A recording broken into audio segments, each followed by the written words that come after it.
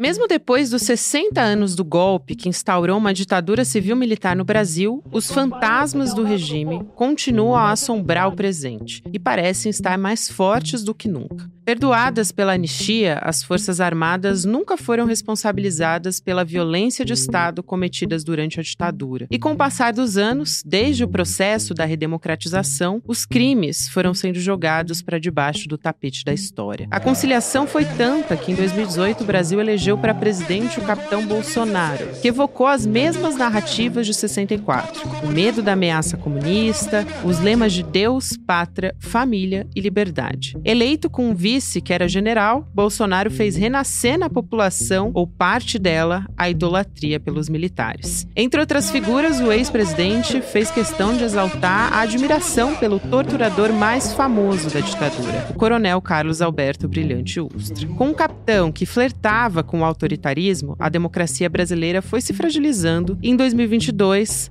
ao perder a reeleição, Bolsonaro resolveu arquitetar um golpe de Estado com o apoio de parte das Forças Armadas e da população, sob os mesmos pretextos de 64. Terça-feira, 26 de março de 2024.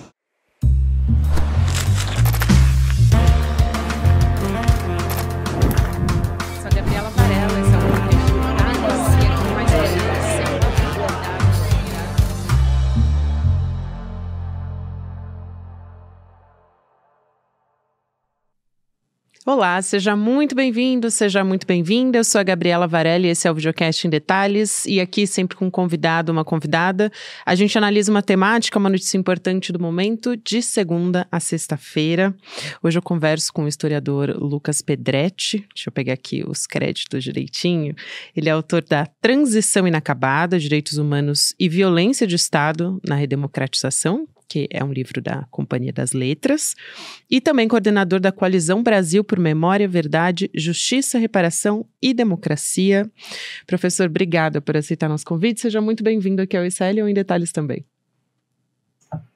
Oi, Gabriela, um prazer estar aqui com todas e todos vocês. Prazer é todo nosso, a gente está numa semana muito especial aqui para a gente no ICL, falando sobre democracia e também sobre os 60 anos do golpe.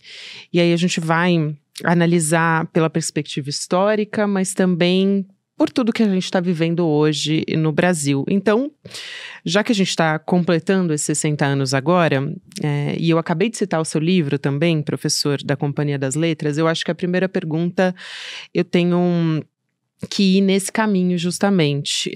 E eu vou usar até o título de um artigo seu para a revista Piauí, que é Como foi a conciliação que nos trouxe até aqui? Então é justamente essa pergunta que eu quero te fazer, por favor. Olha, essa é uma longa história, que inclusive poderia começar antes, né, de 64, porque, na verdade, se a gente pensa na história do Brasil como um todo, a gente precisa ter em mente esse traço, né, esse padrão histórico de repetição, que é uma certa forma de tentar superar os traumas coletivos, os períodos de violência, por meio de pactos de silêncio, por meio de um esquecimento forçado, né? Então a gente não viu isso só no final da transição, né, no final da ditadura militar, no processo da transição democrática, mas a gente viu isso em outros períodos da história também. Mas pensando especificamente sobre o final da ditadura militar, a gente precisa chamar atenção para o fato de que o regime começa, né, o seu declínio a partir daquilo que os próprios militares intitularam como a distensão lenta, gradual e segura, né? A abertura lenta, gradual e segura, que era uma estratégia dos próprios militares para efetivar a mudança de regime sem que isso significasse qualquer ameaça do ponto de vista jurídico àqueles que haviam dirigido a ditadura militar politicamente, mas também, principalmente, né, aqueles que haviam operado na ponta lá as graves violações de direitos humanos, os torturadores, né, e isso começa ali em 74, com Geisel, tem como um grande momento, né, um momento muito importante, todo o processo em torno da anistia, ali em 78, 79, quando vai ser efetivamente decretada a lei de anistia, mas isso segue também, né, ao longo da década de 80, né, e os períodos, os momentos políticos importantes da década de 80 dessa transição, né? Então, as eleições gerais em 82, a discussão sobre eleições diretas ou indiretas em 84 e 85, a própria eleição indireta, né, que vai levar a chapa Tancredo Sarney para a presidência da República, e finalmente a Constituinte e a Constituição de 88. Em todos esses momentos imperou, né, uma lógica que era baseada na ideia de que era preciso sair da ditadura por meio de um processo de reconciliação. Esse era o termo usado pelos militares e pelos dirigentes civis da ditadura. Ele significava, na prática, a imposição de um silenciamento sobre as violências, os crimes que haviam sido cometidos durante a ditadura, né? Então, isso que era chamado de reconciliação ou conciliação, né, era, na verdade, o que os familiares de mortos e desaparecidos, por exemplo, vão chamar de um esquecimento imposto ou de uma reconciliação forçada ou extorquida, né, porque ninguém perguntou a esses familiares se eles queriam participar desse pacto de silêncio. Essa foi uma imposição de militares e civis que dirigiram essa transição, tendo em vista como objetivo fundamental essa garantia da não responsabilização. E aí eu chamo a atenção para o fato de que a lei de anistia de 79, ela não é só a garantia da impunidade do ponto de vista criminal dos militares, né? Aqui ela precisa ser pensada como algo que tinha por objetivo também garantir a não responsabilização política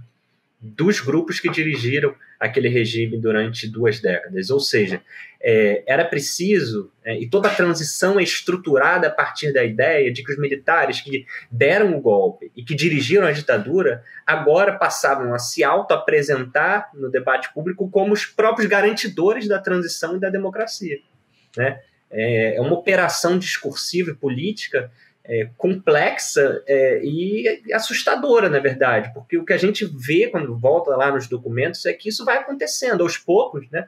Os militares vão se apresentando e as elites civis, a grande imprensa vão topando esse discurso. Os militares vão se apresentando como aqueles que, em última instância, vão garantir a redemocratização, né? Então, por isso que era preciso evitar os extremos, evitar a radicalização. Por isso que cada coisa tinha a sua hora. Então, essa não é a hora de uma eleição direta, essa é a hora da eleição indireta. Por quê? Porque no plano de transição pensado, formulado pelos estrategistas militares da ditadura, cada coisa realmente tinha um momento para que aquele processo não saísse do controle deles, né? Não saísse das mãos dos próprios militares a possibilidade de conduzir essa redemocratização nesses termos, né? Então é assustador como a gente sai de uma ditadura militar de mais de 2 décadas com as Forças Armadas sendo consideradas os bastiões da democracia e, em última instância, os responsáveis pela garantia dessa própria democracia. Nossa, e também me deixa um pouco surpresa, assim, surpresa não, mas é chocante o quanto em alguns aspectos parece muito com a nossa realidade de hoje, né? Eu queria, inclusive, te perguntar as semelhanças entre o golpe de 64 e também o 8 de janeiro, até pelo discurso de como se chegou até esse 8 de janeiro, né? O discurso do medo, essa exploração da evocação desse medo nas pessoas, né? E como elas se mobilizaram para estar lá na Praça dos Três Poderes, fazendo todo aquele quebra-quebra. Eu quero te ouvir sobre isso também, professor, e depois eu vou passar aqui para as medidas do governo federal atuais e acho que também tem um pouco a ver com o que você estava falando. Não, pois você começa mencionando as semelhanças com o que a gente está vivendo hoje. Eu acho que elas são muito evidentes, né? Do ponto de vista dos golpes, né, entre 64 e 8 de janeiro, de fato, essa mobilização do medo, né, ela está colocada e, de novo, essa coisa que o historiador costuma fazer, né, chamar a atenção para o fato de que isso tampouco é uma exclusividade desses 2 momentos históricos, né? Então, se a gente remonta ao século XIX, né, também o medo fundamental que, por exemplo, a Revolução do Haiti causava aqui, né, como possível exemplo, né, para uma rebelião dos escravizados, esse medo foi muito mobilizado, né, naquela época, lá no século XIX, também para a imposição de determinadas medidas, né, autoritárias e naquele momento de constituição do Estado Nacional. Mas voltando, né, ao século XX e ao século XXI, de fato o que a gente tem na história do Brasil é uma reatualização desses fantasmas que sempre aparecem quando qualquer projeto minimamente democratizante, né, minimamente voltado para uma distribuição um pouco maior de renda, para uma diminuição mínima que seja das desigualdades, né, qualquer projeto que tenta forçar um pouquinho os limites dessas estruturas sociais, econômicas e políticas tão arraigadas no nosso país, né, que garantem esse grau brutal, né, de desigualdade social, que garantem privilégios históricos, né, para determinadas classes sociais, né, e particularmente aí atravessados pela questão racial, evidentemente. Então, sempre que qualquer projeto político que coloca em xeque ou tenta forçar um pouco esses limites, aparece esses medos, essas ameaças são reatualizadas a partir, óbvio, de cada conjuntura, daquilo que é possível em cada conjuntura, mas para garantia, né, de que essas tentativas de democratizar um pouco o país, de diminuir um pouco a desigualdade social não avancem, né? A gente viu isso em 64, certamente viu isso em 2016 e viu isso agora, né, em 2022, 2023, ali, quando o que estava em jogo, na verdade, era a tentativa de garantir, né, a manutenção de um determinado projeto político-econômico, que era representado ali pelo Bolsonaro, pelo Paulo Guedes, pelos militares, a tentativa de garantir a manutenção desse projeto, mesmo que por meio da força e por meio de uma solução militar, né? Então, para além dessa dimensão, né, de elites que não aceitam, né, ter minimamente questionadas o seu poder econômico, o seu poder político, tem essa característica extremamente antidemocrática e autoritária dessas elites que acreditam que, em última instância, eles podem impor o seu projeto de país com base na força, se necessário for, né? Então, a democracia, de fato, não é um valor para esses grupos. Ela só é um valor enquanto ela pode ser instrumentalizada a favor de seus interesses, né? Então, o 8 de janeiro é mais um momento histórico em que a gente vê a tentativa de uma imposição antidemocrática, autoritária, de um projeto político e econômico que visa beneficiar poucos em detrimento das maiorias sociais.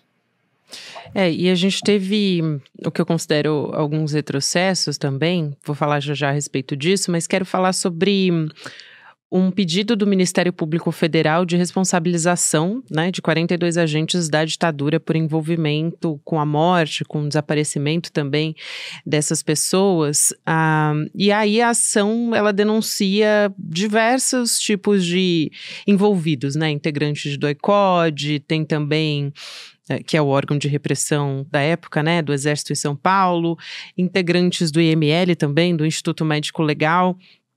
Tinha entre eles, a gente conhece os nomes, por exemplo, do Carlos Alberto Brilhante Ustra, né, o ex-coronel, e o ex-delegado, o Sérgio Fleury também.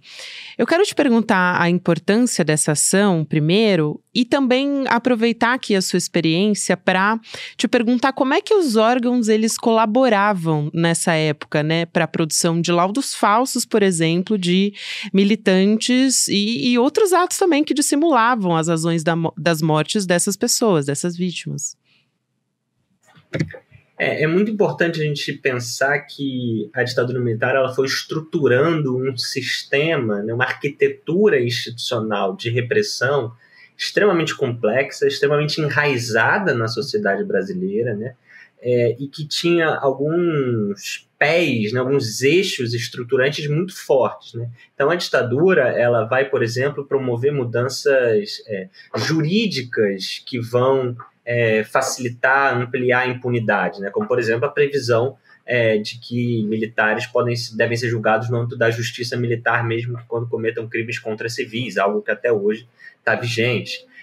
Medidas administrativas, como, por exemplo, a instituição dessa figura que até hoje também, embora receba outro nome agora, né, ela até hoje opera como garantidora da impunidade de policiais, que é o auto de resistência, hoje em dia nomeado como homicídio decorrente de intervenção policial, mas que na prática é a mesma coisa, né? Essa figura administrativa a partir da qual o policial declara que, bom, essa morte, na verdade, foi fruto ali de uma resistência daquele sujeito que eu matei, e isso já é um primeiro passo que praticamente garante que aquele caso não vai ser nem investigado, muito menos julgado e responsabilizado, né? Então, elementos jurídicos, administrativos, institucionais, ou seja, a ditadura vai remodelar o modelo de segurança vigente, né? Então, vai subordinar as polícias militares ao exército, né? Transformando-as, né, em forças auxiliares, vai criar a Inspetoria Geral das Polícias Militares, que é um órgão no âmbito do exército que coordena a atuação das polícias militares, naquela época, determinando que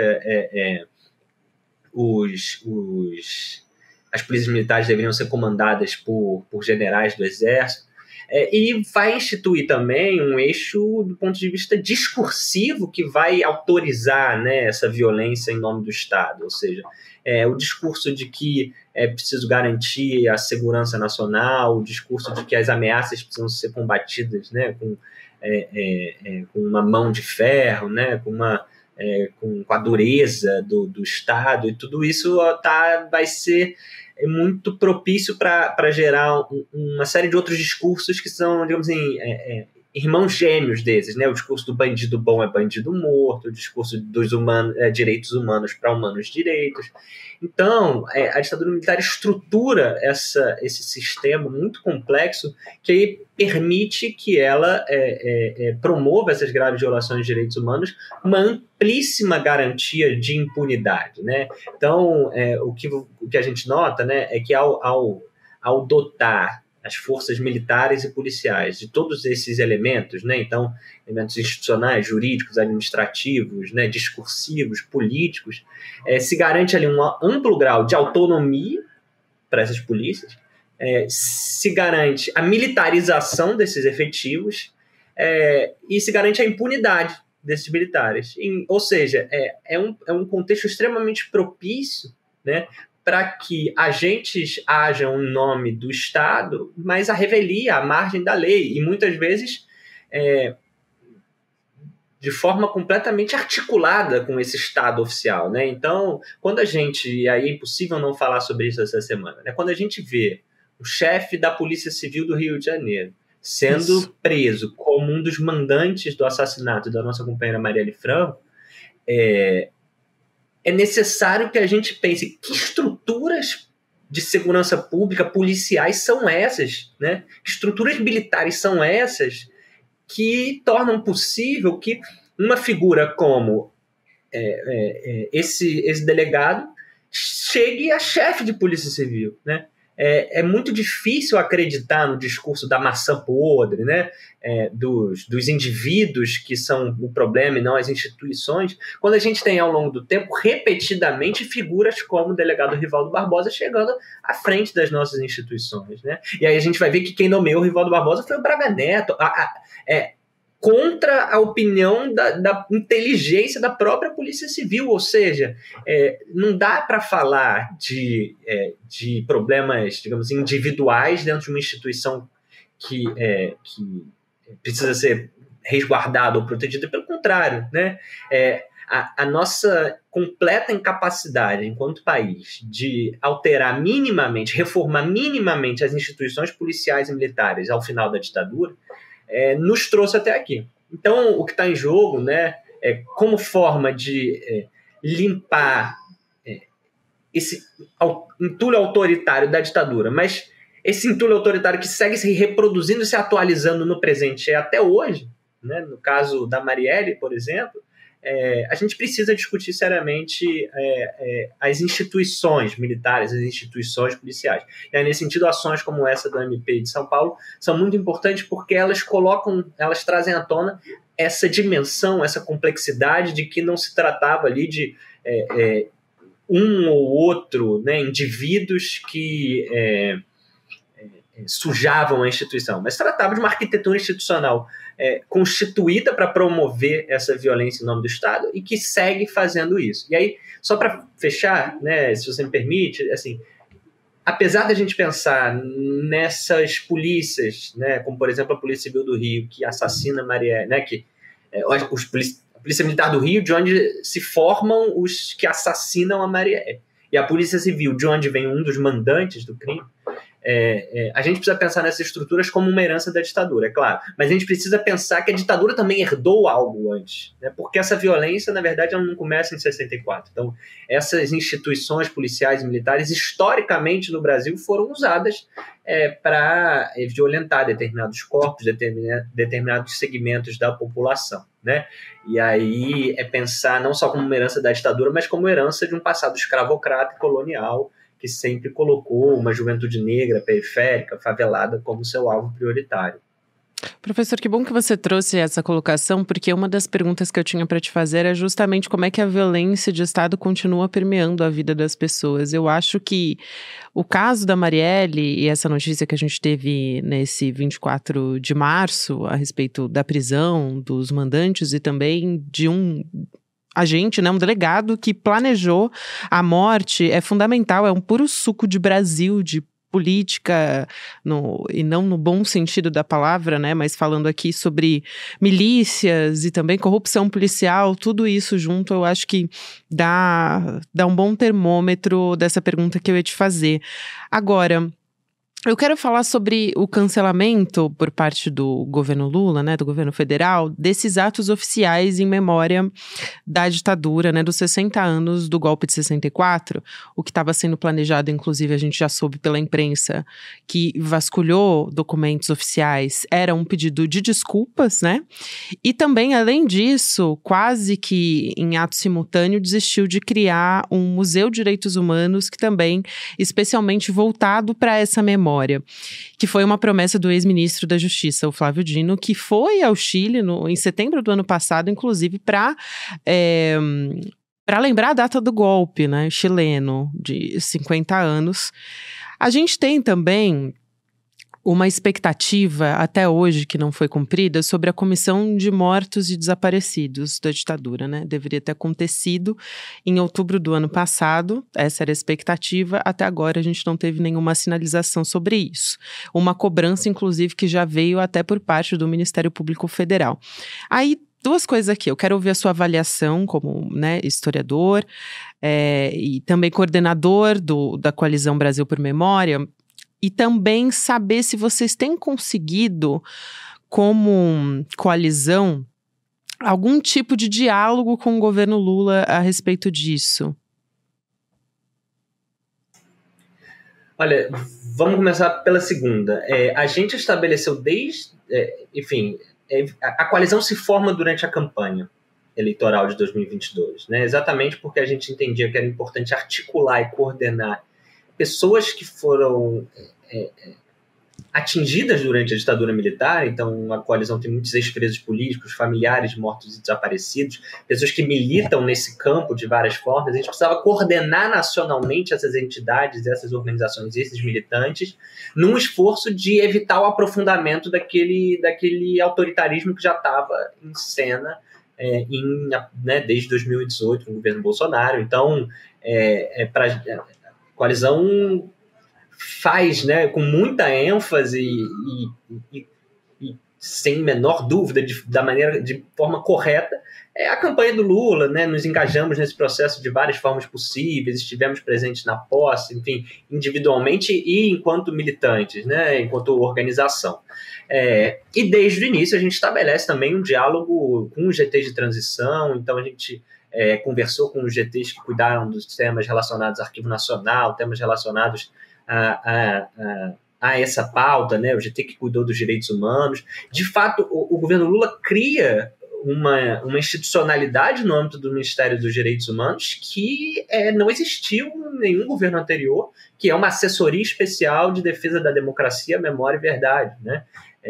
Algo que uma demanda que nós apresentamos, né, nas reuniões do GT de transição.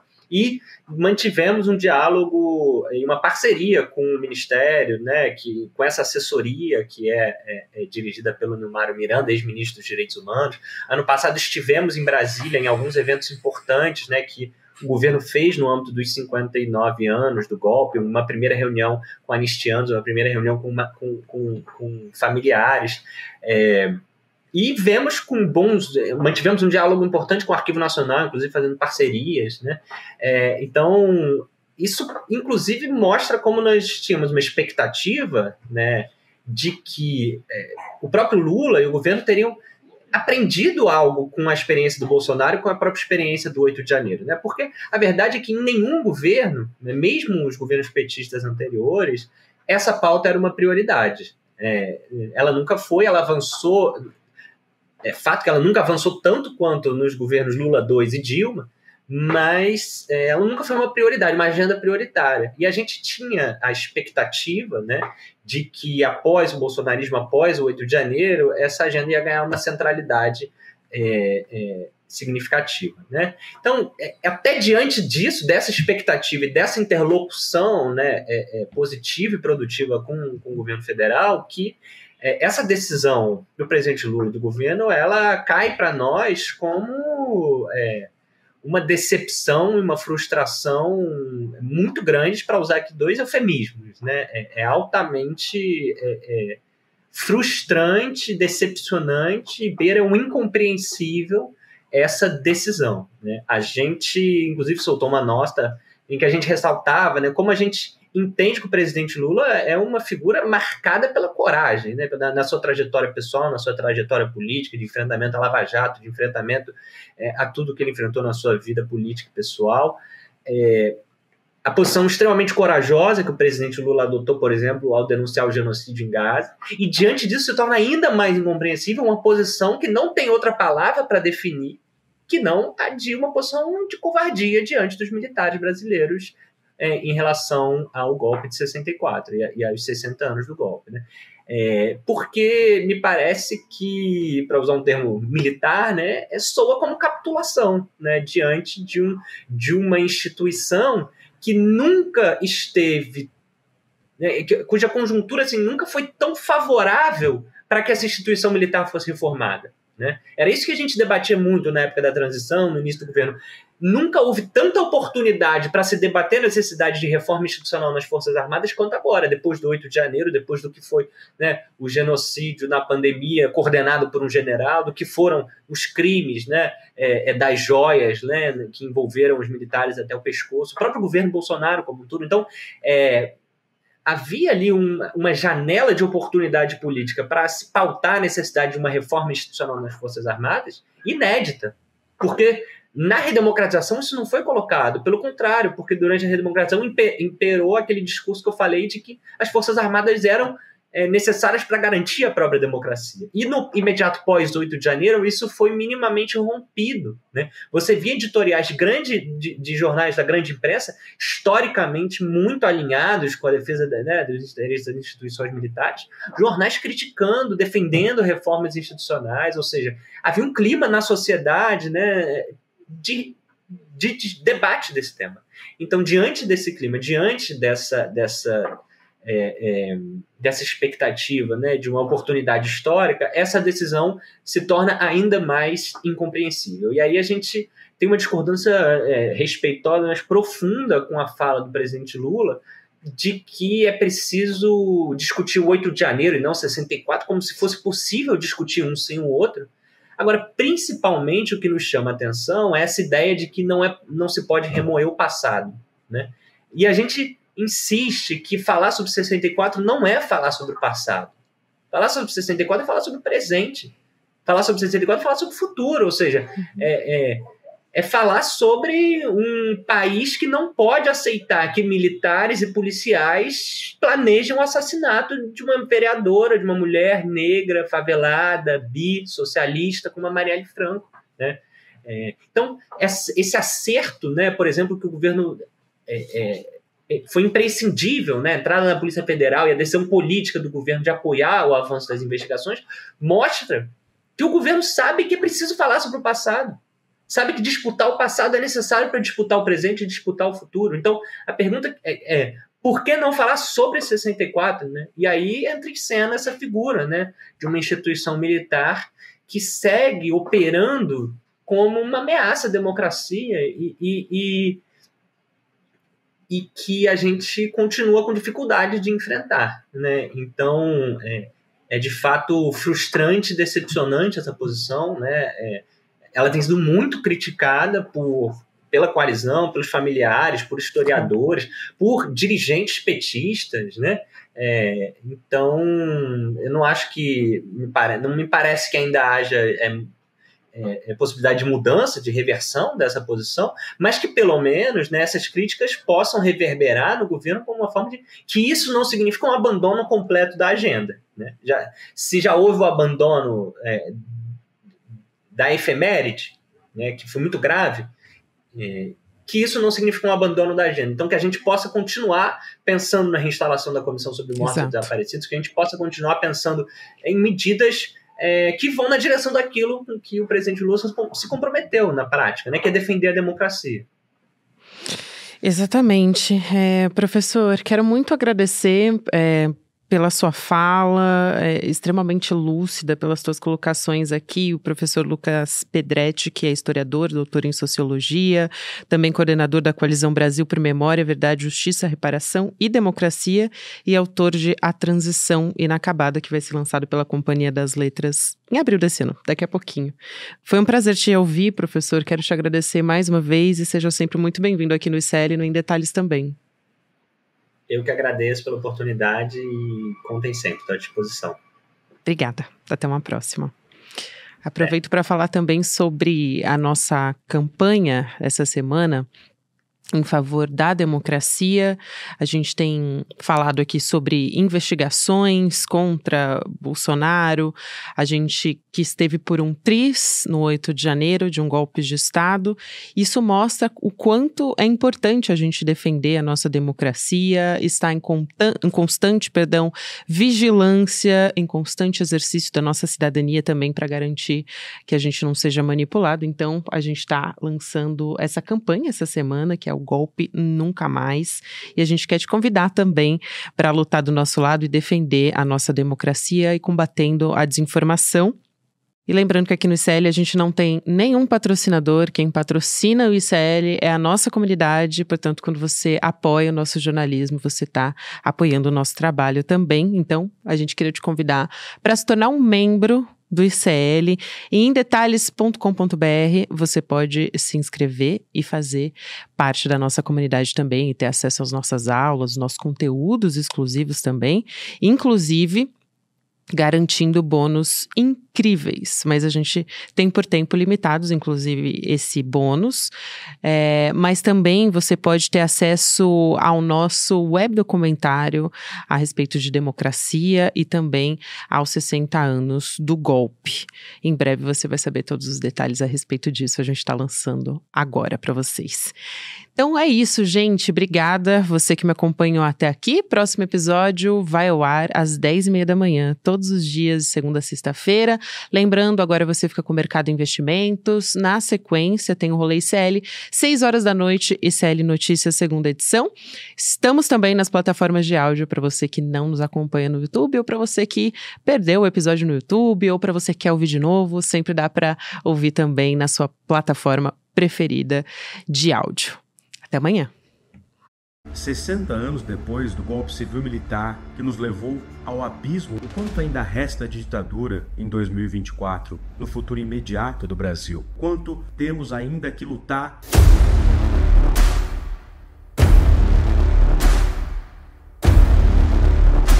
É porque essa articulação golpista repetiu-se na era Bolsonaro, com a diferença de que o golpe fracassou. Esse temor do comunismo que é utilizado até hoje, é o mesmo método, a mesma coisa, manipula a sociedade, informações. A história ensina que, sem memória, não há futuro.